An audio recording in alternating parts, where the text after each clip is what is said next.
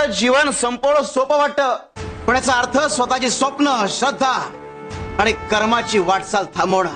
अरे आयुष्यात संकट येतील, अपमान होईल, पण त्या प्रत्येक क्षणी देव तुमचं बळ वाढवेल.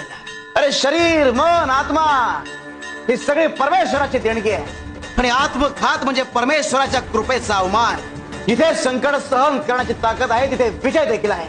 अरे तुम्हाला वाटेल की तुम्ही हरलात, पण त्या क्षणी देव तुमच्यासाठी एक नवीन दिशा ठरवतो. जीवनाच्या प्रत्येक वळणावर, प्रत्येक अडथळ्यावर जो स्वतःवर विश्वास ठेवतो तोच परमेश्वराला अधिक प्रिय आहे. स्वतःवरचा विश्वास आणि परमेश्वराची कृपा यांची जोड असेल तर आयुष्य शाश्वत होता. लढा, कारण संघर्षाचं फळ एक कायम गोड असतं. आणि जिथे श्रद्धा तिथे परमेश्वर. शिवारे शंकर नमामि शंकर, शिवशंकर शंभो, हे गिरिजापती भवानी शंकर, शिवशंकर शंभो.